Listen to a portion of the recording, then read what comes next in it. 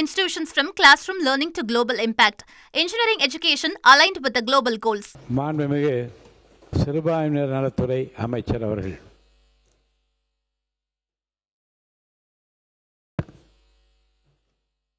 மாண்புமிகு பேரவைத் தலைவர் அவர்களே, மாண்புமிகு முதலமைச்சர் அவர்களே, மாண்புமிகு அமைச்சர் பெருமக்களே, மாண்புமிகு சட்டமன்ற உறுப்பினர்களே,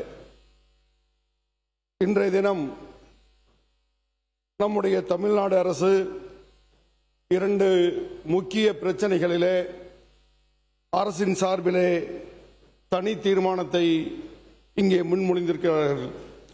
அந்த இரண்டு தீர்மானங்களையும் நான் சார்ந்திருக்கக்கூடிய இந்திய யூனியன் முஸ்லிம் லீக்கின் சார்பிலே வரவேற்றுக் கொள்கிறேன். மாண்புமிகு தமிழ்நாடு முதலமைச்சர் அவர்களால் சிறுபான்மையினர் நலத்துறை அமைச்சராக பொறுப்பேற்று கடந்த 75 நாட்களாக பணியாற்றிக் கொண்டிருக்கக்கூடிய நான் சிறுபான்மை சமுதாயத்தினுடைய கோரிக்கைகளை மனுக்களாக நூற்றுக்கணக்கிலே பெற்றுக் கொண்டிருக்கிறேன். அதன் அடிப்படையிலே சிறுபான்மை சமுதாயத்தினுடைய குரல்களாக அவர்கள் கூறியதையெல்லாம் சுருக்கமாக இந்த அவையிலே எடுத்து வைக்க வேண்டிய கடமை எனக்கு இருக்கிறது. இன்று கொண்டு வரப்பட்டிருக்கக்கூடிய இந்த இரண்டு தீர்மானங்களும் ஏதோ ஒரு குறுகிய வட்டத்திற்குள் சிந்திக்கக்கூடிய தீர்மானமாக இல்லாமல் ஒட்டுமொத்த இந்திய நாட்டினுடைய வளர்ச்சியை பாதிக்கக்கூடிய சட்டமாகவும் மசோதாவும் இது அமைந்திருக்கிறது. இந்திய நாட்டினுடைய மருத்துவர்கள் உலகம் முழுவதும் கோலோச்சி வருகிறார்கள். இந்திய நாட்டினுடைய பொறியாளர்கள் உலகத்தை ஆண்டு கொண்டிருக்கிறார்கள். அதிலும் குறிப்பாக தமிழ்நாடு அனைத்திலுமே முன்னோடி மாநிலமாக இருக்கிறது.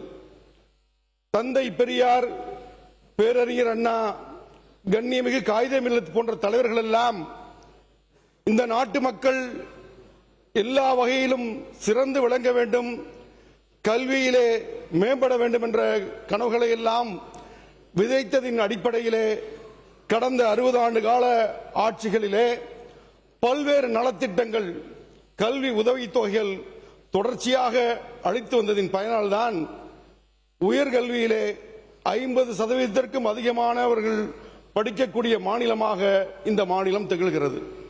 இந்த 51% இந்த உயர்கல்வியை தந்தது யார் என்று சொன்னால், அரசு அளித்த பல்வேறு சட்டங்களை நிறைவேற்றிய கல்வி நிறுவனங்கள் யார் என்று சொன்னால், சிறுபான்மை நடத்தக்கூடிய அதிக அளவிலான கல்வி நிறுவனங்கள். இங்கே அமர்ந்திருக்கக்கூடிய பேரவைத் தலைவர்களும் சரி, மாண்புமிகு முதலமைச்சர் அவர்களும் சரி, எதிர்க்கட்சி தலைவர் அவர்களும் சரி, நானும் சரி, அதே போல முன்னாள் அமைச்சர் KN நேரு போன்றவர்கள் எல்லாம் சிறுபான்மை நடத்தக்கூடிய கல்வி நிறுவனங்களை படித்து வந்தவர்கள். அப்படி நடத்தக்கூடிய அந்த கல்வி நிறுவனத்தில் இருக்கக்கூடிய ஒரு சிறு அலுவலர் செய்யக்கூடிய தவறுகளினால் கூட நூற்றாண்டுகள் நடத்தக்கூடிய இந்த கல்வி நிறுவனங்களுடைய எதிர்காலம் கேள்விக்குறியாக்கப்படும் என்று சொன்னால் அந்த சட்டத்தை நாம் என்னவென்று சொல்வது? அதே போல நாட்டினுடைய பாதுகாப்பு உறுதி செய்யப்பட வேண்டும், வெளிநாடுகளிலிருந்து வரக்கூடிய அந்த நிதிகள் கண்காணிக்கப்பட வேண்டும் என்பதை எல்லாம் யாருக்கு மாற்று கருத்து இல்லை. ஆனாலும் ஆண்டாண்டு காலமாக செயல்படுத்தக்கூடிய இந்த கல்வி நிலையங்களை நடத்தக்கூடிய, தொண்டு நிறுவனங்களை நடத்தக்கூடிய, மருத்துவமனைகளை நடத்தக்கூடிய, அனாதை இல்லங்களை நடத்தக்கூடியவர்கள் எல்லாம் நடுங்கக்கூடிய அளவிற்கு, இதை அடுத்த கட்டமாக நடத்த முடியுமா என்ற கவலைப்படக்கூடிய அளவிற்கு இந்த சட்டத்தை நடைமுறைப்படுத்துவது என்று சொன்னால் அது நாட்டினுடைய வளர்ச்சியை, கல்வியை பாதிக்கும் என்பதை இங்கே அழுத்தம் திருத்தமாக பதிவு செய்ய விரும்புகிறேன். ஒன்றியத்தில் இருக்கக்கூடிய இந்த பாஜக அரசினுடைய நோக்கம் இந்த நாட்டினை வளர்ச்சியை நோக்கி கொண்டு செல்வதா, இல்லை எல்லா வகையிலும் சேவை செய்யக்கூடிய இந்த சிறுபான்மை அமைப்புகளை முடக்குவதா என்ற கேள்வி நமக்குள்ளே எழுகிறது. அது மாத்திரமல்லாமல் இது போன்ற ஒரு முக்கியமான சட்டங்களை அமலுக்கு கொண்டு வரும்போது பாராளுமன்றத்தில் தாக்கல் செய்யப்படுவதற்கு முன்பு மாநில அரசுகளுடைய கருத்துக்களை கேட்டிருக்க வேண்டும். தொண்டு செய்யக்கூடிய நிறுவனங்களுடைய கருத்துக்களை கேட்டிருக்க வேண்டும். பேரவையின் அனுமதியுடன் அலுவல் நேரம் நீட்டிக்கப்படுகிறது. அதுபோன்ற சேவை நிறுவனங்களையோ மாநில அரசுகளையோ கலந்து ஆலோசிக்காமல் இப்படி ஒரு திட்டம் கொண்டு வருவது அவருடைய நோக்கத்தை கேள்விக்குறியாகிறது. அதே போல நீட் தேர்வு குறித்து இங்கே தீர்மானம் நிறைவேற்றப்பட்டிருக்கிறது. 2017ஆம் ஆண்டு அன்பு சகோதரி அனிதா அவர்கள் உயிரை மாற்றிக் கொண்ட போது இந்திய யூனியன் முஸ்லீம் லீக்கினுடைய பெருந்தலைவர் தகைசால் தமிழர் பேராசிரியர் காதர் மொய்தீன் அவர்கள் உடனடியாக சம்பவ இடத்திற்கு சென்று ஆறுதல் கூறி வரச் சொன்னார்கள்.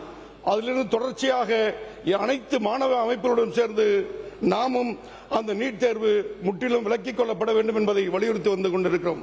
ஏனென்று சொன்னால் கிராமப்புறக்கூடிய மக்கள், தமிழ் வழியிலே கல்வி படித்தவர்கள், ஏழை மாணவர்களுக்கு எட்டா கனியாக இருக்கக்கூடிய இந்த நீட் தேர்வு முற்றிலும் விலக்கிக் கொள்ளப்பட வேண்டும்.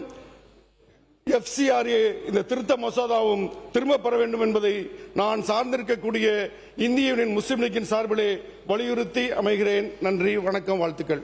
Saram institutions from classroom learning to global impact. Engineering education aligned with the global goals.